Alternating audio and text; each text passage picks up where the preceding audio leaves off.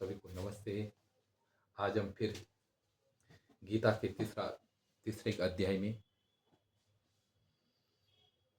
गीता के तीसरे अध्याय के 28वें श्लोक से हम आरंभ करेंगे। हमने इसके पहले प्रवचन किए हैं, आप उनको जरूर सुनेगा। देखो, निष्काम कर्म योग का वर्णन है। अगर कोई व्यक्ति गाड़ी से यात्रा कर रहा हो और सिर के ऊपर भुजा रखा हो तो उसकी जो गाड़ी के ऊपर चलना सार्थक नहीं माना जाएगा, क्योंकि वो भार को ढो रहा है। या बैठा हो गाड़ी में और सिर में भार रखा हो तो मूर्ख ही उसे लोग कहेंगे। ऐसे ही है, प्रकृति चल रही है और तुमने भार ढो के रखा है।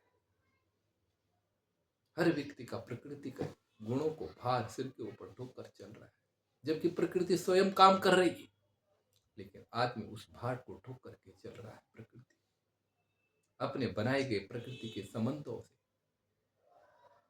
अपने बनाए गए प्रकृति को संबंधों को लेकर के जो भार है उसे ढो रहा है। और गीता उसी से किनारे करने के लिए कहती है, अपने शुद्ध बुद्ध मुक्त स्वभाव में पहुंचकर कर्म करने के लिए बोलती है। हमने पीछे चर्चा की है। अब हम आगे, अभी तो हमने देखा है कि भगवान ने बताया कि जो मूर्ख व्यक्ति होता है वह प्रकृति के गुणों के साथ में अपना संबंध जोड़कर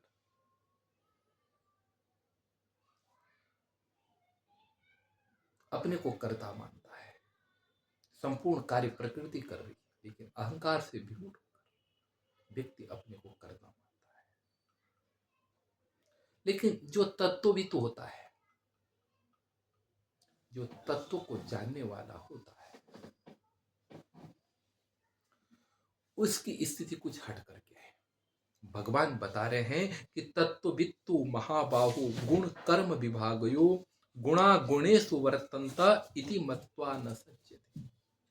हे महाबाहु, हे श्रेष्ठ कर्म करने वाले, जो तत्वविद होता है, तत्व को जानने वाला होता है, गुण कर्म विभागयो तत्वविद, गुण और कर्म के विभाग को जानने वाला, गुण और कर्म के तत्व के विभाग को, गुण और कर्म के विभाग के तत्व को जानने वाला जो होता है वह ज्ञानी व्यक्ति गुणा गुणेषु वर्तन्ते, गुणों में बरत रहे हैं, इति मत्वा इस प्रकार समझकर, न सज्जते गुणा गुणेषु गुणों में बरत रहे हैं, इति मत्वा इस प्रकार जान करके, न सज्जते उनमें आसक्त नहीं होता है। वह देख रहा है यह त्रिगुणमय शरीर, यह त्रिगुणमय ज्ञान इंद्रियां, यह संपूर्ण जो शरीर है, यह प्रकृति है, यह गुणों से बनी हुई है, रजोगुण तमोगुण और सतोगुण, और इनसे जो कर्म पैदा हो रहे हैं, सत्व गुण से सात्विक गुण, रजो से रजोगुण, तम से तमोगुण, ये जो तमोगुण रजोगुण सतोगुण है, इनसे होने वाले जो कर्म है, रजो रागात्मकम विद्धि, रागात्मक गुण, प्रीति लगने वाला, अच्छा लगने वाला, और रजोगुण क्रिया प्रदान गुण है। रजोगुण के शौर्य पराक्रम भी इसी का ही एक रूप है। ये रजोगुण के काम है। तमोगुण निद्रा आलस्य, सतोगुण ज्ञान बुद्धि सत्व भाव, ये सब प्रकृति के संसर्ग से पैदा हो रहे हैं और प्रकृति में ही पैदा हो रहे हैं। इस प्रकार जो तत्वों को जानने वाला तत्व, इस प्रकार गुण और कर्म के तत्वों को अलग अलग जानने वाला व्यक्ति बस यह मान लेता है कि सब गुण ही कर रहे हैं, पदार्थ ही पदार्थों में काम कर रहे हैं। इस प्रकार समझ करके अलग होकर उनमें आसक्त नहीं होता है। यह अनुपम स्थिति है। यही ज्ञानी और अज्ञानी में फर्क है। भगवान ने पीछे बताया अज्ञानी की दशा, उस वह प्रकृति के चक्र में चल रहा है और प्रकृति के चक्र को ही अपना स्वरूप मान रहा है अज्ञानी। लेकिन ज्ञानी उनसे दूर होकर, उनके साथ नाता खत्म करके अलग है। वह प्रकृति का कठपुतला न होकर के वह चेतनता को लेकर के चलता है। वह आत्म स्थिति में है। वह आत्मिक गुणों के कारण महान होता है, प्रकृति के गुणों के कारण। प्रकृति के गुण तो लालसाएं, आसक्ति, युद्ध, संघर्ष, निद्रा, तमोग, ये सब प्रकृति के। सत्यम ज्ञानम अनंतम ब्रह्म, सत्स्वरूप आनंद स्वरूप, सत्यम ज्ञानम अनंतम ब्रह्म, सत्स्वरूप जो परमात्मा है उसमें रमण करता है। पीछे कहा आत्मनैव च संतुष्ट, उसकी संतुष्ट होकर के कर्म कर रहा है, स्वाधीन है। वो आत्मवान, पीछे कहा है वो आत्मवान निर्द्वंद है। प्रकृति में द्वंद है, उससे अतिरिक्त निर्द्वंद स्थिति में है।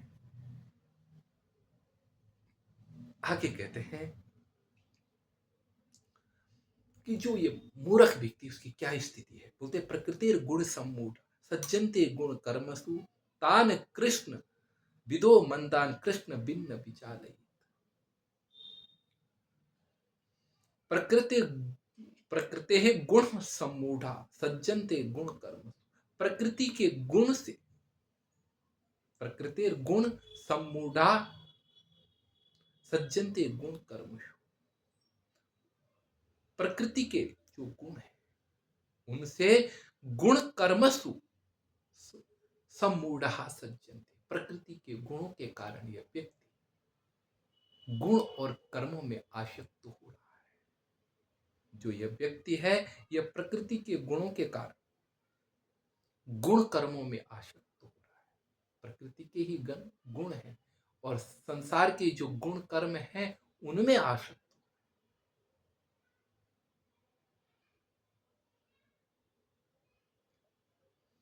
तान उनको,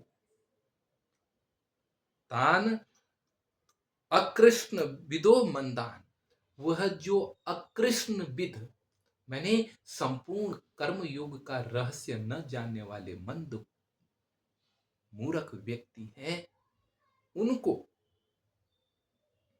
कृष्ण बिन, जो संपूर्ण कर्म के सिद्धांत और रहस्य को जानने वाले, न विचालित, उनको विचलित न करे, अर्थात उनके अंदर तुच्छ भाव न भरे, उनके अंदर श्रेष्ठतम भाव भरे, विचलित न करें।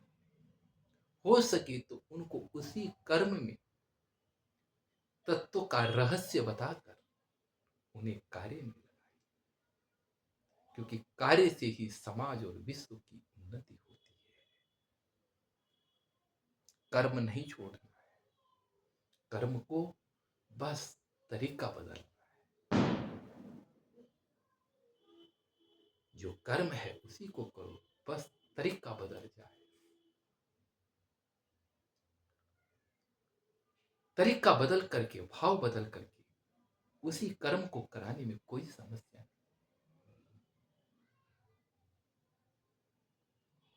आगे कहते हैं, भगवान कहते हैं कि अर्जुन, जो ये कर्म योगी हैं, ऐसा जीवन जी करके अगर तू युद्ध को करेगा तो तू परम तत्व को भी प्राप्त कर लेगा। यही उत्तम तरीका है निर्लिप्तता पूर्वक कर्म करने का। इसीलिए भगवान अर्जुन को कहते हैं कि मयि सर्वाणि कर्माणि सन्न्यस्य अध्यात्म चेतस निराशिरो निर्मतो निर्ममो भूत्वा युज्यस्व अभिगत ज्वर।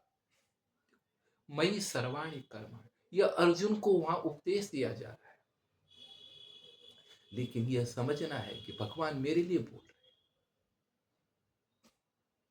मेरे लिए ही बोल रहे हैं भगवान, किसी और के लिए नहीं। अर्जुन माध्यम था, मानवता को कृतार्थ करने। यह अपना इतिहास है, यह अपनी आत्मा को इस इतिहास में जोड़ करके अपने लिए समाधान खोजे। भगवान कहते हैं कि मयि सर्वाणि कर्माणि सन्न्यस्य अध्यात्म चेत, अध्यात्म चित्त के द्वारा, अर्थात आत्मा को केंद्र मानकर, आत्मा को केंद्र मानकर, आत्मा को मुख्य मानकर चित्त से, अध्यात्म चित्त से या आत्मा में स्थित चित्त के द्वारा,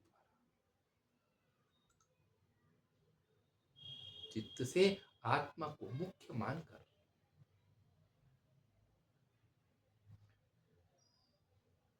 आत्मयुक्त चित्त के द्वारा मयि सर्वाणि कर्माणि, आत्मा से अपने चित्त को एकाग्र करके मयि सर्वाणि कर्माणि सन्न्यस्य, मुझ में सारे कर्मों का संन्यास करके, संन्यस्य,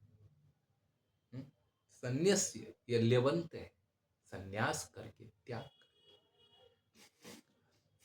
चित्त से अनन्य भाव से परमात्मा में सारे कर्मों का त्याग करके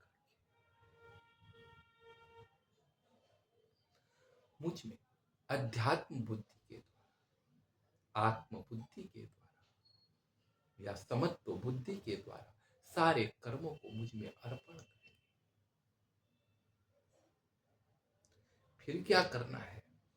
बोला निराशित, आशाओं से रहित होकर, इच्छाओं से रहित, कोई इच्छा मन में नहीं रखे, सारी इच्छाओं को त्याग कर, और निर्ममो, निर्मम होकर, अर्थात संपूर्ण ममताओं को त्याग कर।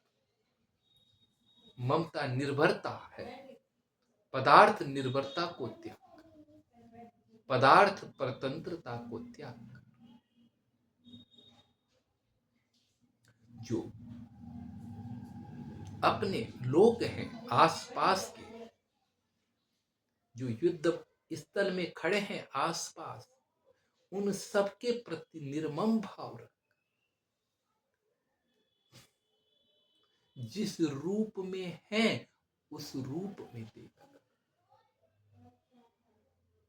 मन, अपने मन को दरकिनारे रख, तो पहले बताया कि इच्छाओं से रहित होकर, प्रेम प्रीति से रहित होकर, और ममत्व को, भाव को हटाकर, जिस रूप पे वह सामने है उस रूप में, उस रूप में उनको देखना है। इसलिए भगवान कह रहे हैं अर्जुन को, अर्जुन तू इच्छाओं से रहित होकर और ममत्व से रहित होकर, ये मार्ग, तेरे मार्ग में यही बाधक थे, इनको हटा, और जो कुछ करेंगे परमात्मा ही करेंगे, इस प्रकार अनन्य बुद्धि के द्वारा।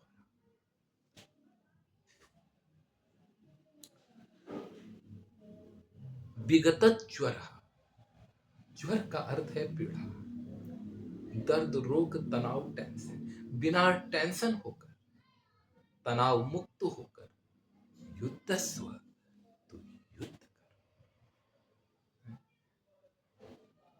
युद्ध के तुल्य जा, ईश्वर का स्मरण हो,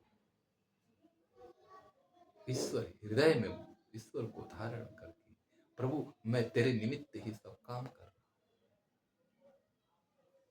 माया मोह से रहित होकर युद्ध को कर। और आगे भगवान आगे भी कहेंगे अनुस्मर युद्ध च, मेरा युद्ध में स्मरण कर। ध्यान देना, यह क्या है? भक्ति मार्ग के अनुसार निष्काम कर्म योग का प्रतिपादन है। भक्ति के साथ में निष्काम कर्म, योग के साथ में निष्काम कर्म, अंतिम लक्ष्य निष्काम योग ही है। आगे बोलते हैं ये मे मत मिदम नित्य मनुतिष्ठन्ति मानवाः श्रद्धावन्तो न सूयन्तो मुच्यन्ते तेपि कर्मभिः। भगवान बोलते हैं ये में इदम मतम नित्यम अनुतिष्ठन्ति मानव, जो मानव मेरे इस जो मानव मेरे इदम मतम अनुतिष्ठन्ति, इस मत का अनुष्ठान करते हैं। और कैसे करते हैं? श्रद्धावंतो, श्रद्धावान होकर, अनुसूयंतो, असूया रहकर, मैंने दूसरे के गुणों में दोषारोपण न करते हुए श्रद्धावान होते हो, तेपि कर्म भी मुच्यन्ते, वह सारे कर्मों से मुक्त हो जाते हैं जो मेरे इस प्रकार भजन करते हैं, जो मेरे मत का जो मेरे इन मतों का अनुष्ठान करते हैं, वे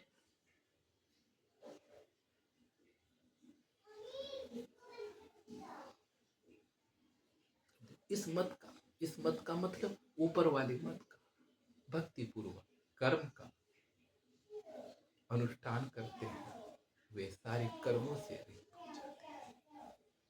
ये मे मत मिदम नित्य मनुतिष्ठन्ति मानव श्रद्धावन्तो न सूयन्तो मुच्यन्ते तेपि कर्मभिः। कर्म योगी, और ध्यान दे कौन बोल रहे और किस स्थिति में बोल रहे, योगस्थ होकर बोल रहे, महान दर्शन। ये त्वे तदभ्यसूयन्तो नानुतिष्ठन्ति मे मतम सर्वज्ञान विमूढ़ास्तान विद्धि नष्टान चेतस।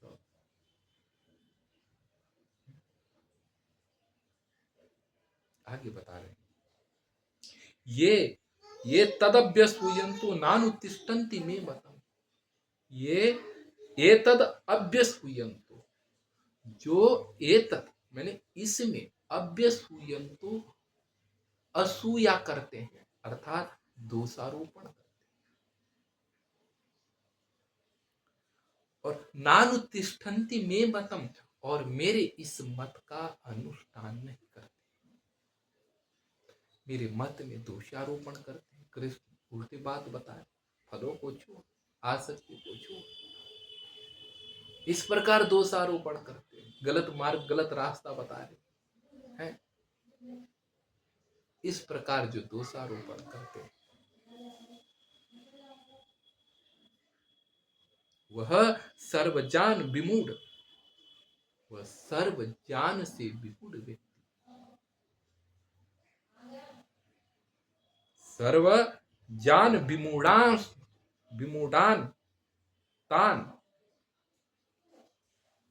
अचेतस, चेतना विहीन व्यक्तियों को नष्टान विद्धि, तू नष्ट समझ, मैंने वह सब नष्ट हुए व्यक्ति उनको समझ, विमूढ़ और नष्ट हुए व्यक्ति उनको समझ।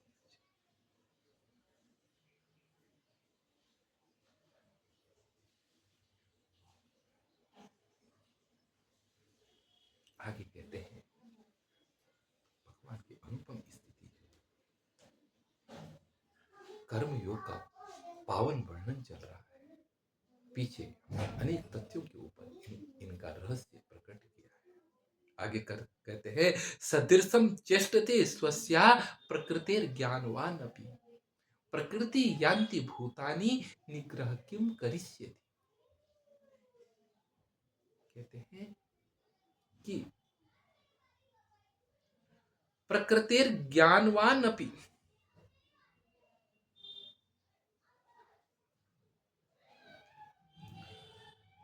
प्रकृतिर ज्ञानान स्वस्यः प्रकृतिर ज्ञानवान अपि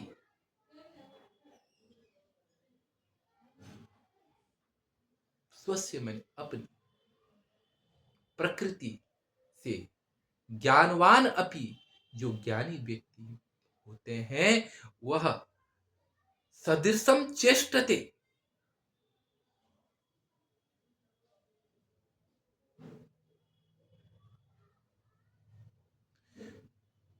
जो प्रकृति ज्ञान वह सदृशम चेष्टते वह सदृश ही चेष्टा करते हैं।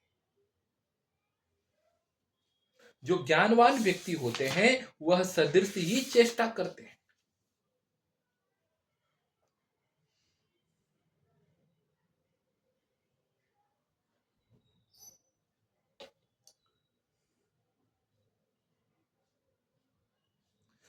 ज्ञानवान अपि ज्ञानवान व्यक्ति भी स्वस्या प्रकृतिर ज्ञानवान अपि अपनी प्रकृति के स्वस्या मैंने अपनी प्रकृति के सदृश मैंने अनुसार ज्ञानवान अपि चेष्टते ज्ञानवान मनुष्य भी चेष्टा करता है। अर्थात ज्ञान वाला व्यक्ति भी अपने प्रकृति के अनुसार ही चेष्टा करता है, प्रयत्न करता है, ज्ञान करता है। जो ज्ञानी व्यक्ति है वह भी अपनी प्रकृति के अनुसार ही काम करता है। कितना भी सोचा हो, बुद्धिमान हो, लेकिन अगर परमात्मा के प्रति स्थिति न हो तो प्रकृति उसे अपना दास बना देती। बड़े बड़े बुद्धिमान हैं, समझते हैं कि कामना गलत चीज है, लेकिन योग परमात्मा के प्रति अनन्य योग न होने के कारण वे पतित हो चुके हैं, पतन को प्राप्त हो चुके हैं।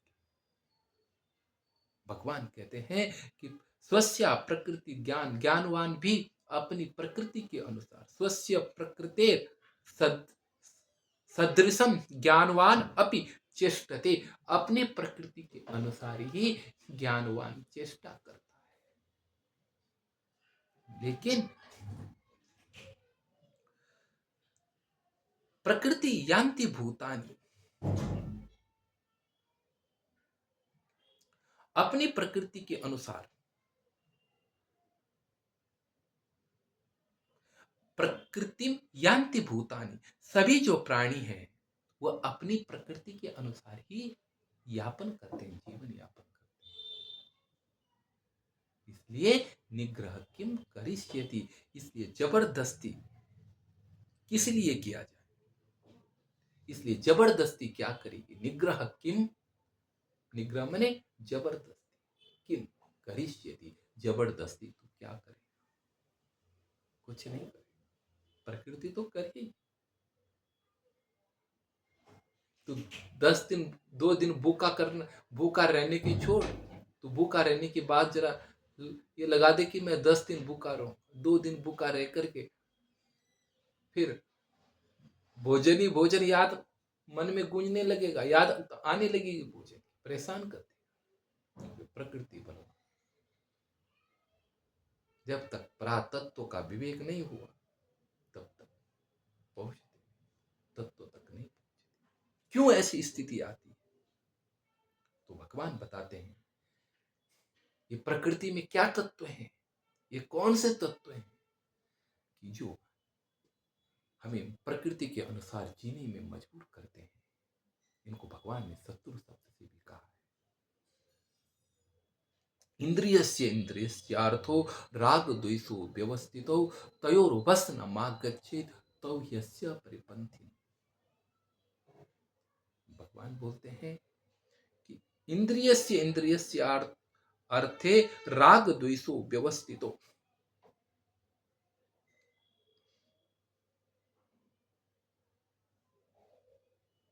इंद्रियस्य इंद्रियस्यार्थे राग द्वेषो व्यवस्थितो।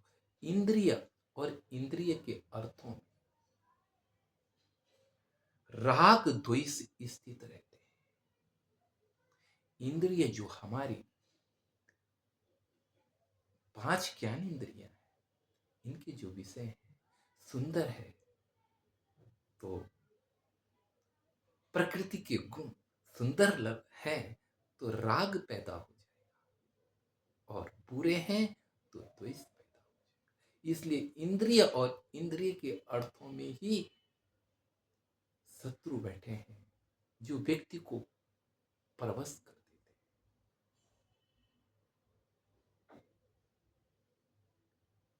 इसीलिए बोलते हैं, भगवान बोलते हैं उनके बस में नहीं आना। तयोर वश न मागच्छेद।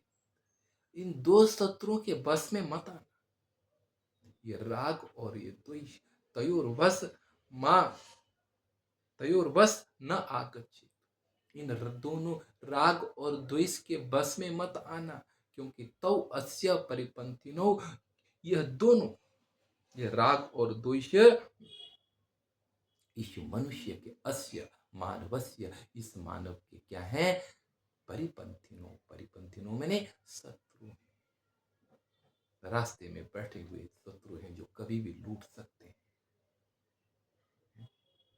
परिपंथी, ये शत्रु बड़े खतरनाक शत्रु हैं, दिखाई नहीं देते।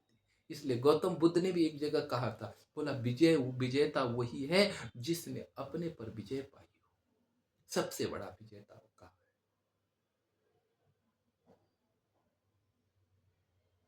अपने पर विजय पाना सबसे बड़ी विजय है। अपने 5 ज्ञानेंद्रियों पर, अपने जीभ पर, अपने आंखों पर, अपने कान पर नियंत्रण को स्थापित करना, अपने लोभ पर, ये जिसने इन शत्रुओं को नियंत्रित रखा है वो महान है। आगे भगवान कहते हैं कि अर्जुन ध्यान रखो कि श्रेयान् स्वधर्मो विगुण परधर्मा स्वनुष्ठिता। स्वधर्मे निधनम श्रेय परधर्मो भयावह। 2 चीज बताई।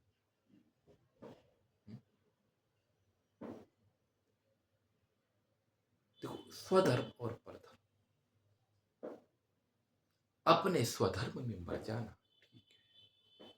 जिस काम को आप कर रहे हैं, जिस काम में आपकी अनन्य रति लंबे समय से बनी हुई है, और उस काम में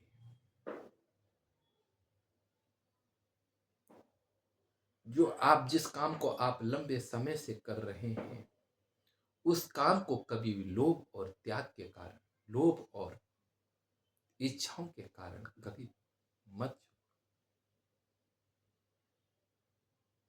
लंबे समय से कर रहे हैं, करते जाओ, बस भाव बदल दो, इनको हटा दो, ईश्वर अर्पण बुद्धिया उसे करो। तो जो स्वधर्म है, स्वधर्म में स्वधर्म विगुण, अपना धर्म विगुण मैंने गुण रहित होने पर भी, परधर्मा, देखो, परधर्मा स्वनुष्ठितात, पर धर्म के अनुष्ठान करने से अपना श्रेयान स्वधर्म विगुण, अपना विगुण धर्म भी श्रेयान श्रेष्ठ है।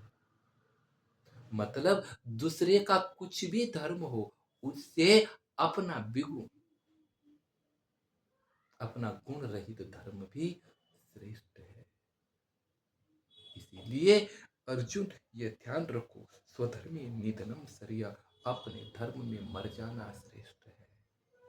लेकिन पर धर्म भयावह, दूसरे का धर्म नहीं अपनाना चाहिए। अर्जुन, तुझे क्षेत्रीय धर्म में मर जाना श्रेष्ठ है, लेकिन तुझे सन्यासी धर्म को नहीं अपनाना चाहिए, क्योंकि तू उसमें लंबे समय से प्रशिक्षित नहीं है। सन्यासी धर्म से तू अपरिचित है। सन्यासी धर्म की तेरे में वो पात्रता नहीं है जितनी पात्रता तेरे में युद्ध की है। तेरे अंदर युद्ध जीतने की अनंत संभावना है। सन्यासी की होने की अपनी संभावना को देखकर जो तूने स्वधर्म अपनाया है उसमें मर जाना श्रेष्ठ है, लेकिन परधर्म को अपनाना श्रेष्ठ नहीं। एक व्यक्ति की क्षमता वैज्ञानिक बनने में है तो वह विज्ञान को अपनाकर वैज्ञानिक बने। वह परधर्म अन्य धर्मों को लालच और लोभ में आकर के न अपनाए। परधर्म मैंने पर कर्तव्य कर्म, जो अपने अंदर संभावना है उसको विकसित करे। लोभ और कपट और छल के अनुसार, लोभ राग इनके अनुसार अपने रास्ता न बदले, क्योंकि लोभ और राग कुछ समय के लिए रहेंगे और वह आते जाएंगे। एक दिन लोभ जाएगा तो द्वेष आ जाएगा, त्यागने की नौबत आ जाएगी। इसीलिए स्वधर्म अनुष्ठितात परधर्म स्वनुष्ठितात, पर धर्म के अनुष्ठान करने से स्वधर्म विगुण होने पर भी श्रेयान श्रेष्ठ है। अपने धर्म में स्वधर्मे निधन श्रेय, अपने धर्म में स्वधर्मे निधनम श्रेय, अपने धर्म में मर जाना श्रेष्ठ है। पर धर्मो भयावह, दूसरे को धर्म को अपनाना भय का आवह को देने वाला है। भय का है, भय को ढोने के जैसे है। बस अब देखो भगवान,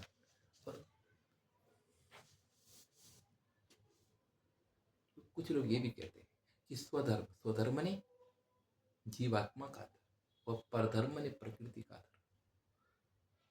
तो भगवान कह रहे हैं कि स्वधर्म मैंने अपना धर्म, आत्मा का धर्म, सत्यम आनंद ब्रह्म, ये जो इन चीजों को, ये चीज पर धर्म से श्रेष्ठ है। अपना स्वभाव दूसरे धर्म से श्रेष्ठ है। अपनी आत्मा का धर्म पदार्थ के धर्म से कहीं श्रेष्ठ है। इसलिए भगवान कहते हैं कि पर धर्म अनुष्ठिता, दूसरे धर्म के अनुष्ठान से, प्रकृति के धर्म के अनुष्ठान से श्रेयान स्वधर्म, अपने पुरुष का धर्म श्रेष्ठ है। इसीलिए अपने धर्म में, अपने आत्मा के धर्म में मर जाना श्रेयस है, लेकिन पर धर्मो भयावह, पर धर्म भय को देने वाला है। अर्थात प्रकृति के धर्म में फंस जाओगे तो जन्म मरण के भय में पड़ जाओगे। कुछ लोग ये भी अर्थ करते हैं अस्तु, क्योंकि प्रसंग है ऊपर से राग तो इसका आगे। अब यहां पर तो ये बात तो आ गई, लेकिन अब एक प्रश्न बनता है कि ये राग और ये द्वेष क्या है, इनके मूल में क्या है। भगवान ने कहा ये शत्रु है ना।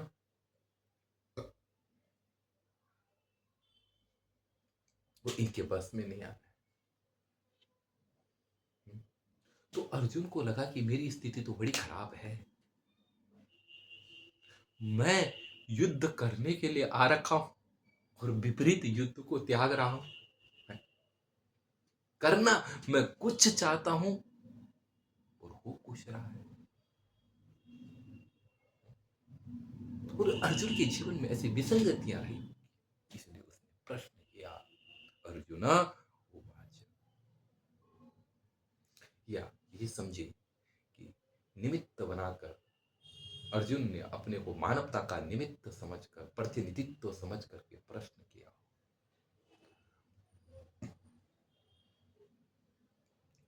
अर्जुनोवाच, अर्जुन कहता है कि अथ केन प्रयुक्तोऽयं पापं चरति पुरुष अनिच्छन्नपि वाष्णेय बलात् इव नियोजितः। हे वाष्णेय, हे वृष्णि वंश के महान पुरुष कृष्ण,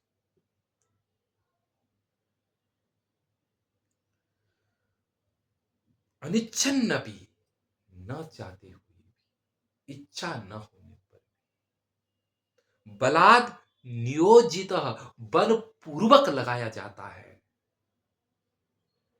न चाह करके भी बलपूर्वक, बल के जैसे, नियोजित माने प्रेरित, प्रेरित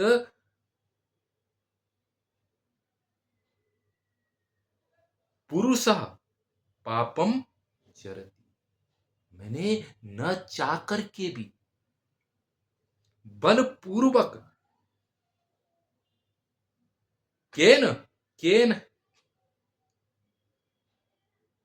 केन अयम पुरुष प्रयुक्त, किससे प्रयुक्त होकर के यह पुरुष पापम चरति, पाप को करने लगता है। बड़ा गजब कहा कि न चाहते हुए भी बल, बल के जैसे, अर्थात धक्का दे करके, है, किस, केन माने किसके द्वारा, प्रयुक्त होकर के माने लगा करके, पुरुष पापम चरति, पुरुष पाप को चर करने लगता है। कौन ऐसी भला है कि पुरुष नहीं चाहता है लेकिन बलपूर्वक पाप पे लगाया जाता है? कौन है ऐसा अंदर से धक्का देने वाला आदमी कि नहीं चाहता है लेकिन कर देता है, नहीं सुनना चाहता है लेकिन सुनने के लिए लालायित रहता है, पता है कि बुरा है लेकिन फिर भी करता है? कौन है? अतः केन प्रयुक्तोऽयं पापम चरति, किससे प्रयुक्त होकर के पुरुष पाप को कर देता है? कैसे? अनिच्छन्नपि, न चाहते हुए भी, बलपूर्वक नियोजित, बलपूर्वक नियोजित इव के जैसे। कौन है? अथा का अर्थ है अनंतर। अथ केन प्रयुक्तोऽयं, अथ के अव्यय है, प्रसंग वशात इनके अनेक अर्थ भी लग जाते हैं। कहीं कहीं पर छंद, छंद पूर्ति के लिए भी शब्दों को रखा जाता है। अस्तु, अब भगवान जवाब देते हैं कि मैं बताता हूं कौन है। तो भगवान, भगवान श्री भगवान उवाच, भगवान ने कहा क्या? काम ईश, क्रोधेश, रजोद्गुण समुद्भव, महासनो महापापमा विद्येन मिह बैरी। बोलते हैं भगवान है महाअसन, ये बात, महाअशन मैंने बहुत ज्यादा खाने वाला, कभी इसका पेट न भरने, फिर भी थोड़ा सा है इच्छा पैदा हुई, थोड़ा तृप्ति और फिर इच्छा पैदा, महाअसन बहुत ज्यादा खाने, और महापाप, बहुत भयानक पाप कराने वाला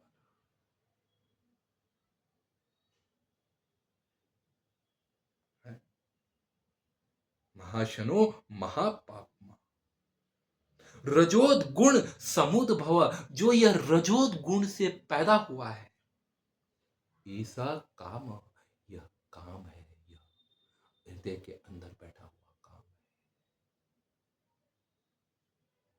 और यही क्रोध बन जाता है। ऐसा क्रोध एनम, एनम इह वैरिणम विद्धि, यह सबसे बड़ा शत्रु है, यह बैरी है, इसको तू यहां बैरी समझ।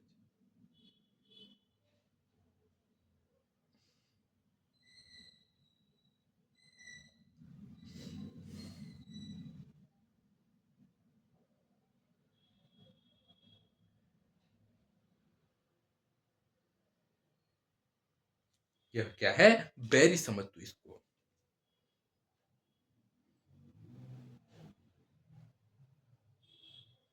यह क्या है? यह इसको क्या समझो तू बैरी समझ।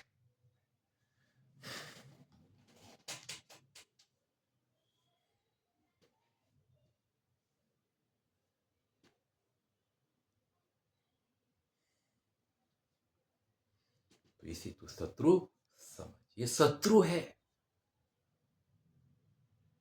अनर्थ की जड़ है। इनको अपने अंदर नियंत्रण में रखा तो जीवन महान बनेगा, वरना कब पतन करा दे कोई पता नहीं। जहां आप असहज हुई वहां पतन आ रहा।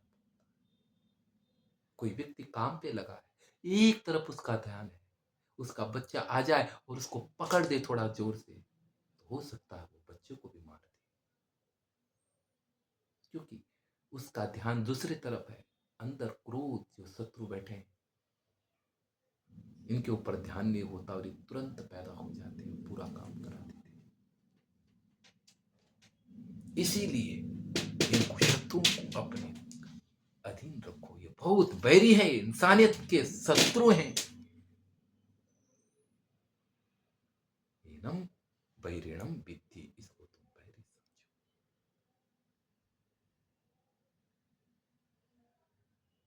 भगवान कहते हैं कि धूमेना ब्रियते वन्निर यथा दर्शो मलेन च यथोल बेना वृतो गर्भ तथा तेने तमावृतम।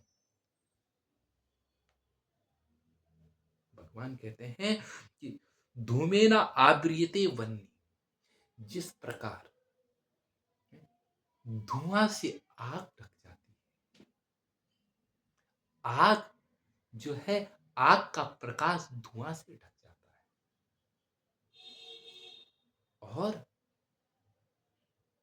यथोल यथा दर्शो मलेन च, और यथा आदर्श कहते हैं, आदर्श कहते हैं, आदर्श जो है वो कहते हैं शीशे को। जैसा शीशा कबाड़े से ढक जाता है, मल से ढक जाता है, उसमें चेहरा नहीं दिखाई देता। और यथा उल्बेन आवृतो गर्भ, जैसा उल उल्बेन उल्बेन आवृतो गर्भ, उल्बेन के द्वारा अर्थात जेर के द्वारा जैसे गर्भ ढका हुआ तथा उसी प्रकार तेन इदम आवृतम, उसी प्रकार उसके द्वारा यह सब कुछ इदम आवृतम, उसी प्रकार उसके द्वारा यह सारा संसार ढका हुआ है, या ज्ञान बुद्धि ढकी हुई है।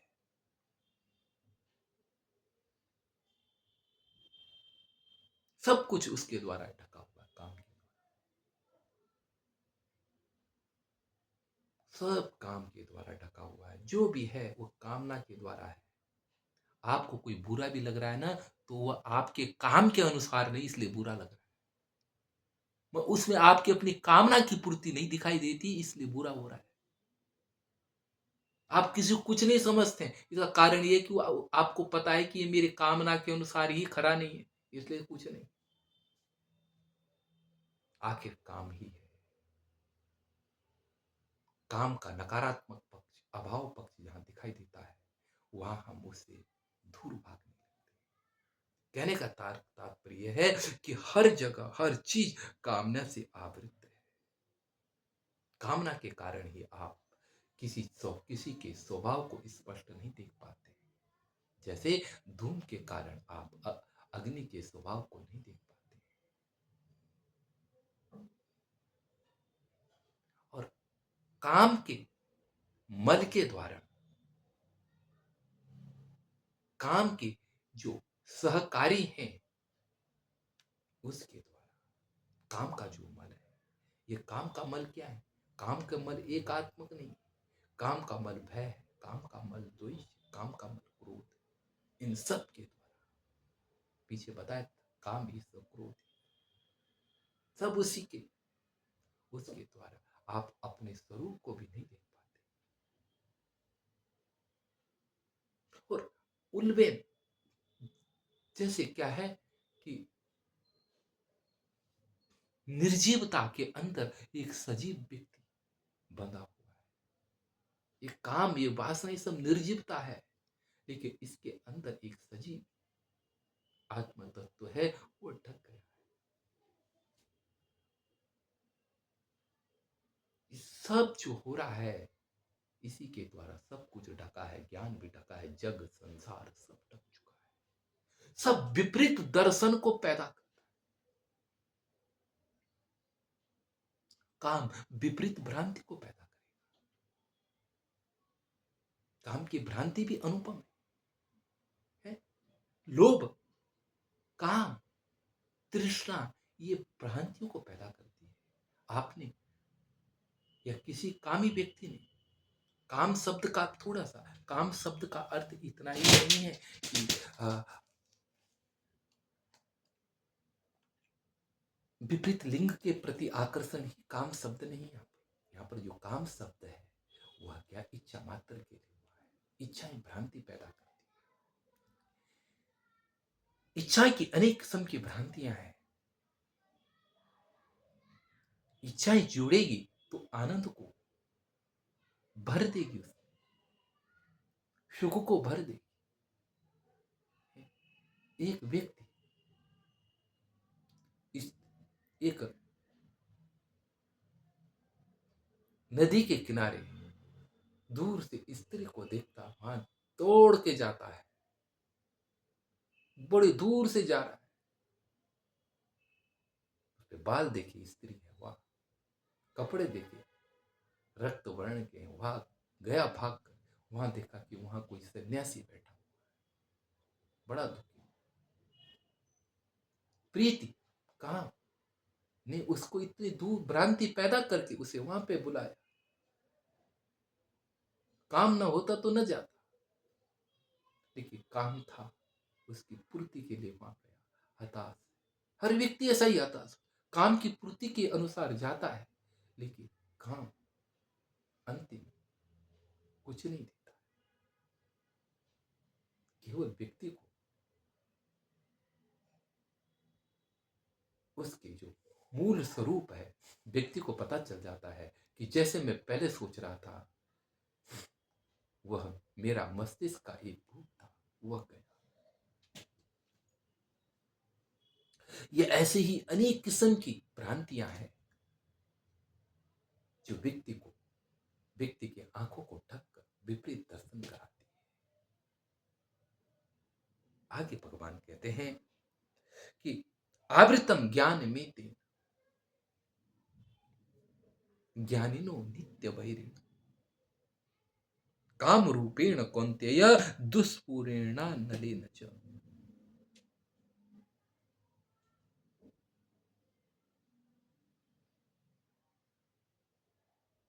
भगवान बोलते हैं काम रूपेण कौन्तेय दुष्पूरेण अनिल, दुष्पूरेणानिल, दुष्पूरेणानलेन च, अनलेन च।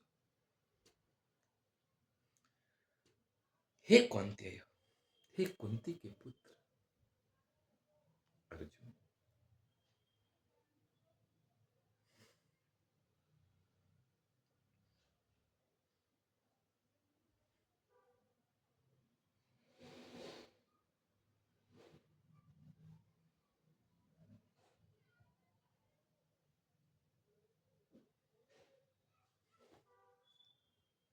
कह रहा है कि काम रूपेण दुष्पूरेण, काम जो है, काम रूपेण दुष्पूर्ण, काम रूप से, काम स्वरूप से जो दुष्पूर्य है, काम एक ऐसा है जिसको पूरा नहीं किया जा सकता।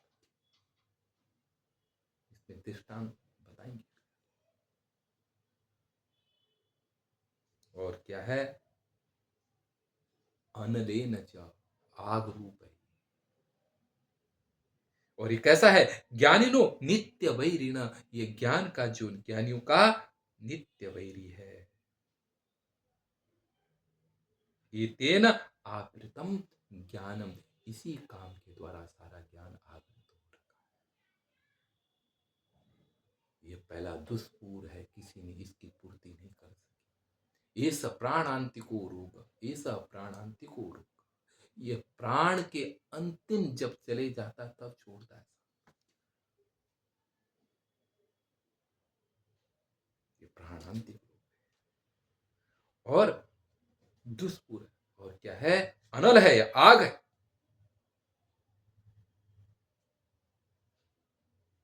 ये कभी न पूरी होने वाली आग है, ध्यान देना है। काम रूप से दुष्पूर्य मैंने कभी पूरी न होने वाली आग है।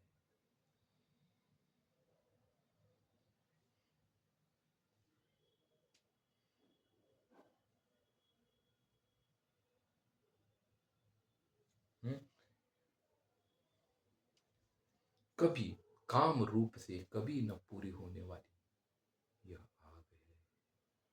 और क्या? ज्ञानिनो नित्य वैरिणा, ज्ञानियों के ये नित्य वैरी है। ये तेन, इस काम के द्वारा ही आवृतम ज्ञानम, संपूर्ण ज्ञान क्या है? आवृत हो रहा है। आवृत मैंने ढका हुआ है। अपने अंदर, अपनी चेतना के अंदर ये काम छल द्वेष, इनका ज्ञान को मार के रखा है। आपके अंदर ज्ञान कभी पैदा ही नहीं होता।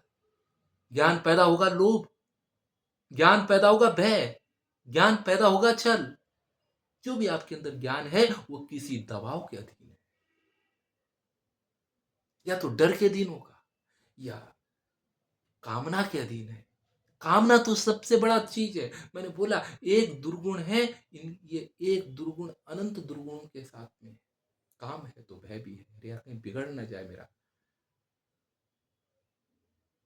है? ये सब अनंत दुर्गुणों के साथ में खड़े हैं।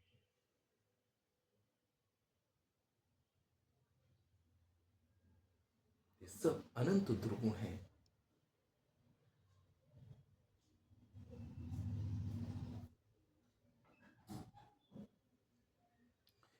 इसीलिए हमेशा काम को मारने की और हटाने की सोचनी चाहिए। आगे कहते हैं, इंद्रियाणि मनोबुद्धि रस्य अधिष्ठान मुच्यते, एतैर्विमोह्यते स ज्ञानावृत्ति देहिनम्।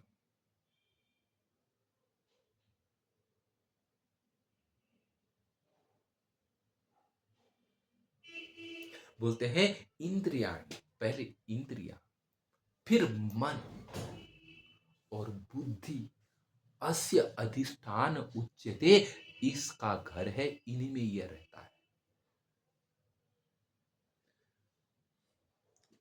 व्यतिक्रम लो, बुद्धि, मन और इंद्रिय। पहले बुद्धि में इसका मूल स्थान है, बुद्धि से मन और मन से इंद्रिय, ये सब इन तीनों इससे व्याप्त है। अस्य अधिष्ठान उच्यते, इनका घर कहा जाता है। अब पहले घर समझ लो, ये यहां बैठे हैं, ये शत्रु, यह आग, ये कभी ना पूरे होने वाला, यह महापापी, महाराक्षस, शत्रु मैंने महाराक्षस, इंसानियत को पतन कराने वाला, इनमें बैठा हुआ है। और क्या करता है ये? बोलता ये तेर विमोह्यते स, बोलते हैं ये तेर एश, मैंने यह काम, ये तेर, इनके द्वारा,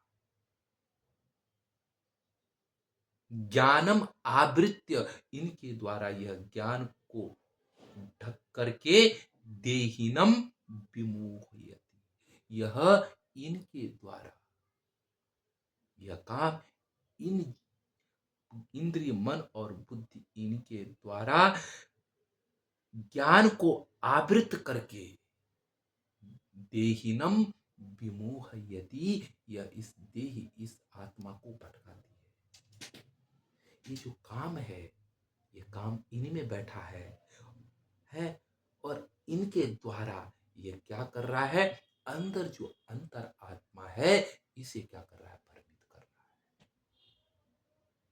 ये जीवन का सूत्र है, इनके द्वारा विमोहित कर रहा है।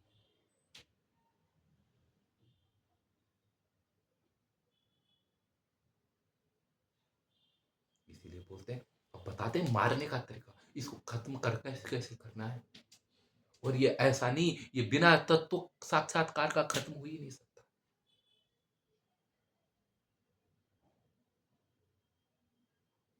आगे बताएं, मारने का तरीका भी बताएंगे इसको।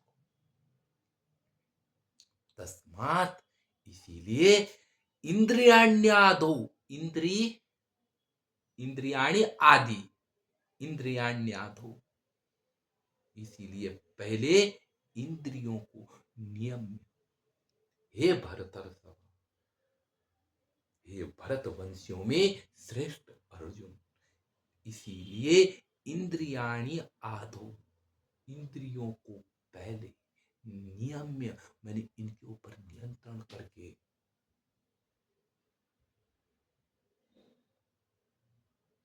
ज्ञान विज्ञान नाशनम, ज्ञान विज्ञान का नाश करने वाला, एनम पापमानम, यह इस पापी काम को परजही माटा।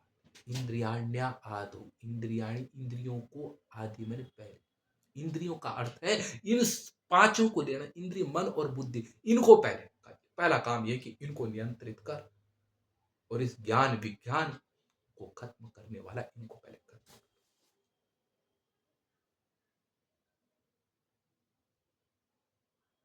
यही तरीका है मारने का। तो बोला तरीका कैसे कैसा होगा, कैसे कैसे करे है, तो बोला तरीका बता रहा हूं, पहले नियंत्रण इनके ऊपर करना पड़ेगा, और नियंत्रण जब हो जाएगा तब तत्व के द्वारा ईश्वर में रति होगी और काम का हमेशा के लिए छुटकारा होगा। उस तरीके को भी बताते हैं। बोला इंद्रियाणी परण्याहु, इंद्रिभ्य परम मन, मनसस्तु परा बुद्धि, यो बुद्धि परसस्तु सा।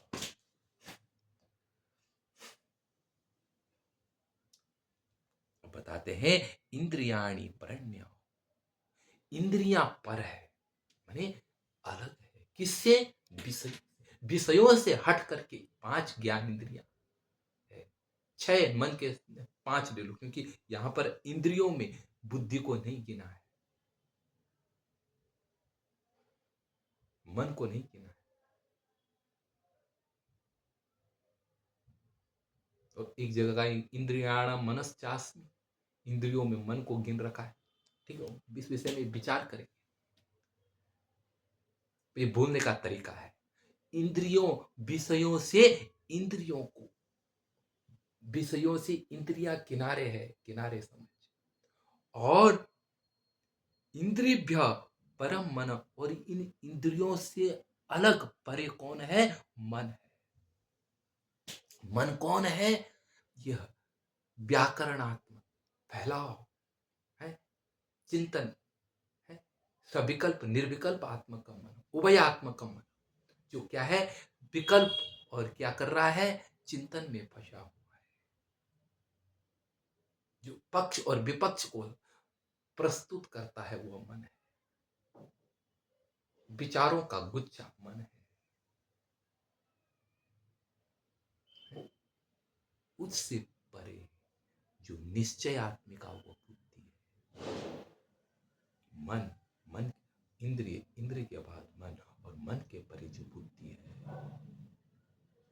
सबके नियंत्रणात्मक बुद्धि अगर काम के अधीन हो गई, अगर बुद्धि काम के अधीन हो गई तो प्रवृत्ति भी काम बन जाएगी। ध्यान दें, सतत कामना के विषय में सोचते, बुद्धि में जो बारंबार घुमा घुमा करके बैठा दिया जाता वो प्रवृत्ति बन जाती है। लोभी, लोभ कोई बुरी बात नहीं, चलता है थोड़ा, लेकिन प्रवृत्ति बन जाए तो पता नहीं। बुद्धि लोभ के बारे में ही सोची, तर्क वितर्क चोरी चारी करने का सारा काम बुद्धि देखिए पहले से ठीक ठाक कर देगी, क्योंकि बुद्धि को प्रवृत्ति नहीं बनने देना। बुद्धि पे जो शत्रु दृढ़ हो जाता है वो प्रवृत्ति बन जाता है। बुद्धि से तो बुद्धि जो है, बुद्धि लास्ट है इनका, और इनमें क्या है, काम है बैठा उस काम को है मारने का तरीका बता रहे हैं। तो बोला बुद्धि परे है, और बुद्धि बोलते हैं मनसस्त, बोलते हैं एव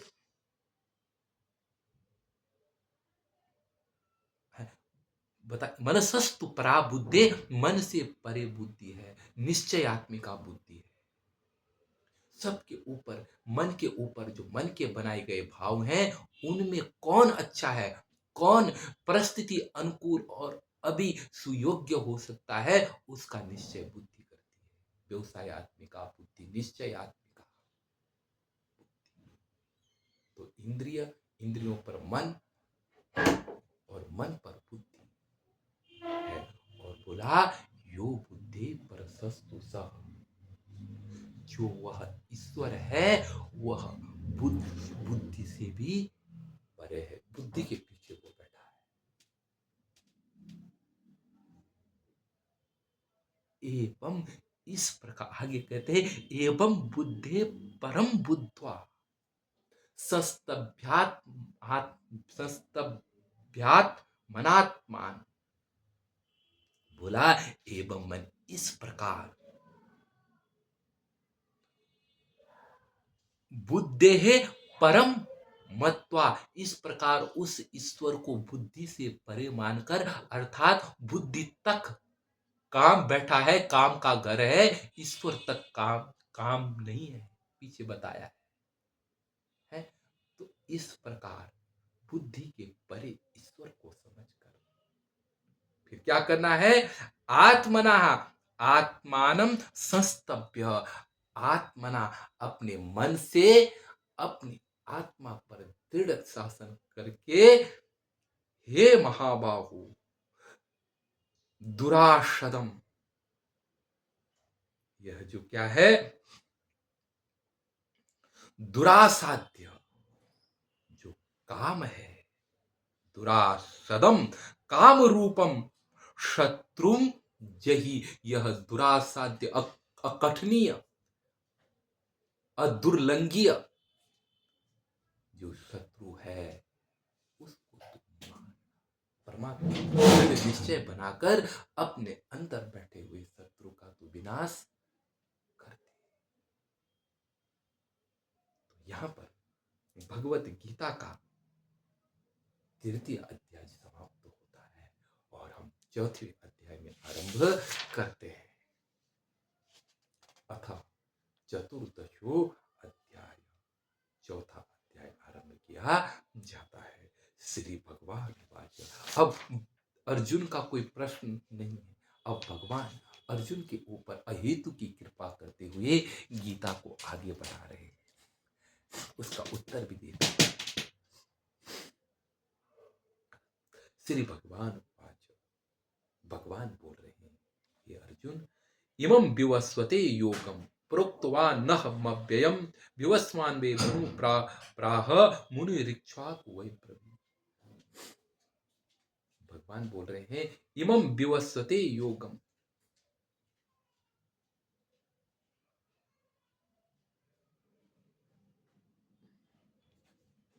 यह जो इमं मैंने यह, अव्ययम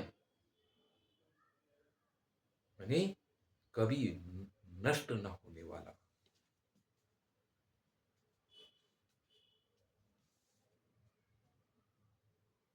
अव्ययम कभी नष्ट न होने वाला,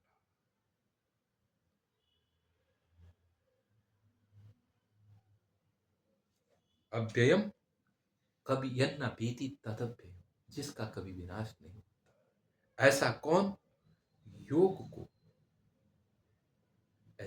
जिसका कभी नाश नहीं होता है, इस योग को मैंने विवस्वते, मैंने इसको क्या है, विवस्वान को कहा था।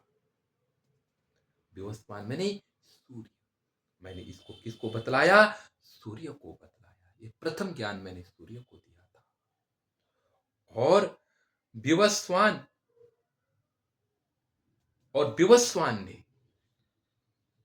मनवे प्राह, आह है, भ्रुव पंचानाम आदित आह भ्रुव, ऐसा सूत्र है, भ्रुव को आह आदेश हो जाता है। तो मैंने क्या है, विवस्वान, विवस्व से, सूर्य से, मनवे प्राह, विवस्व से है, सूर्य ने मनवे प्राह, मनु के लिए कहा इस ज्ञान, और मनु इक्ष्वाकवे अब्रवीत, और मनु ने इस ज्ञान को इक्ष्वाकु के लिए कहा था। यह ज्ञान मनु ने इक्ष्वाकु को दिया था। मनु का पुत्र इक्ष्वाकु था और इक्ष्वाकु को इन्होंने इस उपदेश को दिया।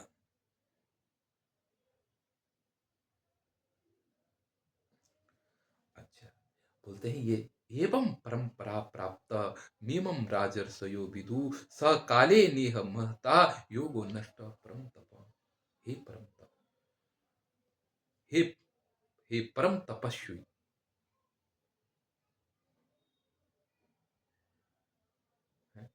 हे परम तपस्वी अर्जुन,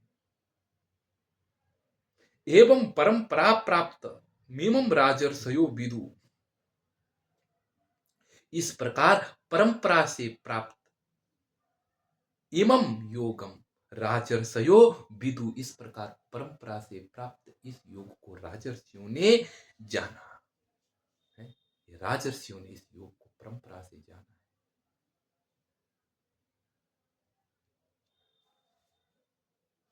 किंतु महता, इह महता कालेन योगो नष्टः, किंतु लंबे समय के कारण अब यह योग नष्ट हो गया। जो लंबे समय के कारण अब यह योग क्या हो गया है, नष्ट हो गया। स स एवायम मया तेद्य योग प्रोक्त पुरातन भक्तोसी में सका चेति रहस्यम एतदमुत्तम।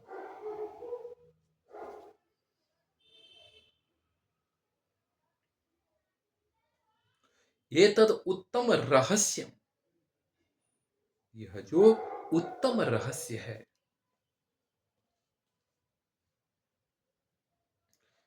एतद उत्तमम रहस्यम,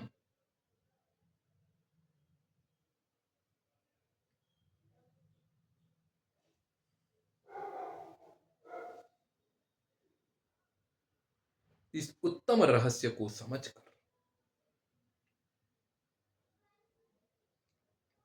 पुरातन योग, जो पुरातन योग है, उसको मैंने मया ते अद्य प्रोक्त, आज मैं उस योग को तुझे कह रहा, आज मैं तुझे उस योग के बारे में कह रहा हूं, क्योंकि भक्तोसी, तू मेरा भक्त है, और सखा चेती, तुम मेरे सखा हो।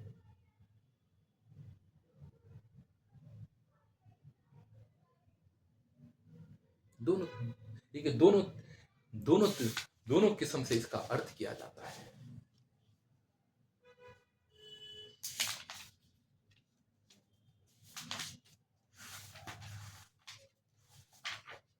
इसमें थोड़ा सा कुछ एक ये लग रहा है,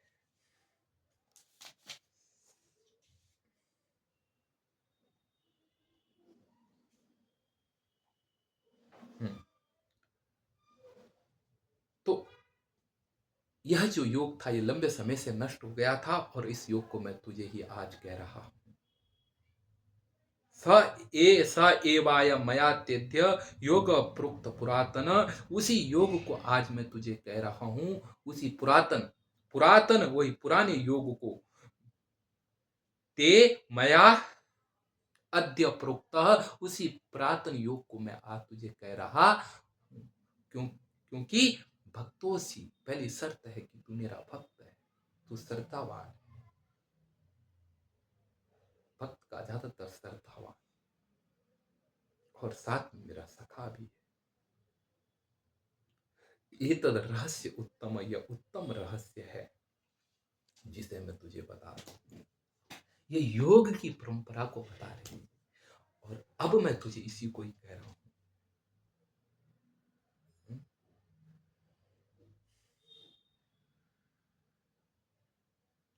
अब अर्जुन के मन में फिर प्रश्न उठता है। अर्जुना उवाच, अर्जुन कहता है अपरम भगवतो जन्म पर जन्म व्यवस्वत कथम एतद् विजाना, कथम एतद् विजानीयाम त्वमादौ प्रोक्तवान् इति।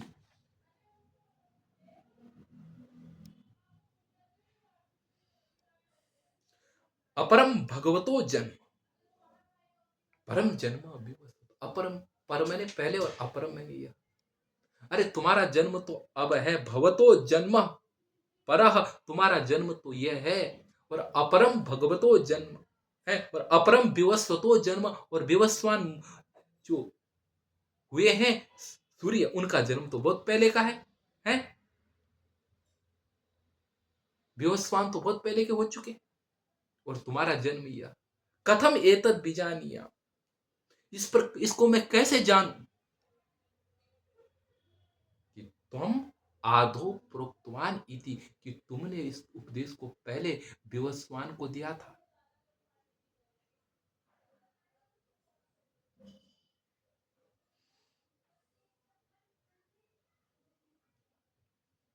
विवस्वान अर्थात सूर्य को, एक सूर्य को बतलाया था। कैसे जान, क्या सबूत है, कुछ है? तो तब भगवान रहस्य को खोलते हैं कि रहस्य हे तद उत्तम, हम इस उत्तम रहस्य को खोलते हैं।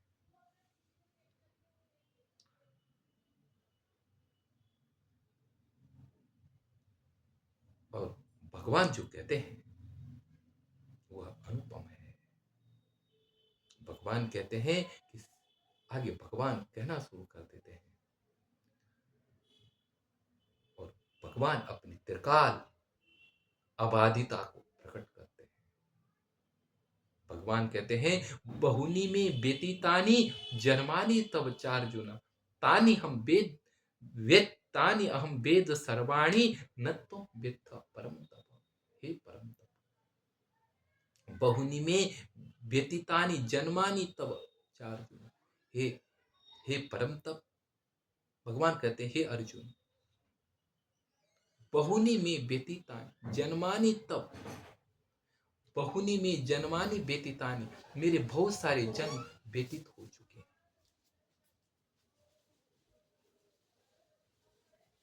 कृष्ण कह रहे हैं कि हे अर्जुन, मेरे बहुत सारे जन्म व्यतीत हो चुके हैं। बहुनी में व्यतीतानि जन्म, और तब चार्जुन व्यतीतानि, और तेरे भी अर्जुन बहुत सारे जन्म व्यतीत हो चुके हैं। क्या मैंने और क्या व्यतीता, तुम्हारे भी बहुत सारे जन्म व्यतीत हो चुके हैं। कहीं कहीं पर च के माध्यम से वाक्य को पूरा किया जाता है। देखो यहाँ पर बहुनी में व्यतीतानि जन्मानि तब चार, बहुत मेरे जीवन, बहुत मेरे जन्म व्यतीत हो चुके हैं, और तुम्हारे भी व्यतीत हो चुके हैं। यह आज का ही जन्म नहीं, अनंत जन्म हमारे व्यतीत हो चुके हैं। लेकिन अर्जुन, तानि अहम वेद सर्वाणि, तानि सर्वाणि अहम वेद, उसको मैं सब कुछ, उन सभी सब कुछ मैं जानता। वेद जो है लोट लकार लट लकार है, उनको मैं जानता हूं, किंतु न तुम वेत्था है, तुम न वेत्था, हे अर्जुन तू उसे नहीं जानता। मैं सारे जन्मों को जानता हूं कि कौन कौन से, क्योंकि मैं अविद्या से रहित हूं। मैं, मेरे आंखों के सामने अविद्या का पर्दा नहीं, तुम्हारी आंखों में अविद्या का पर्दा है, इसलिए तुम नहीं जानते। तानि अहम वेद सर्व न तुम वेत्था परम तप। वास्तविकता तो अर्जुन यह है कि अजो पिसन्न व्यय आत्मा। जो तुम मेरे को बोल रहे ना कि तुम्हें कैसा है पता है, तो तुम मेरे बारे में सुन लो। अजो पिसन्न व्यय आत्मा भूतानाम ईश्वरो पिसन्न प्रकृतिम स्वमधिष्ठाय संभवाम्यात्म मायया। अजो पिसन्न व्यय भूतानाम ईश्वरो पिसन्न। अज होकर के भी, अजन्मा होकर के भी, सन अव्यय आत्मा, जिसका कभी व्यय नहीं होता है, जो कभी घटता और बढ़ता नहीं है, अपने स्वभाव में स्थित है? और साथ में भूतानाम ईश्वरोपि सन, वह सारे प्राणियों का मैं ईश्वर होता हुआ भी है। इतने होने पर भी स्वाम प्रकृति अधिष्ठाय, मैं अपने प्रकृति को बस में करके, मैं अपनी प्रकृति को अधिष्ठित करके, अपने बस में करके है। आत्म मायया संभवामी, मैं अपने आत्म संकल्प या अपनी आत्मा से, आत्मा की माया से प्रकट होता,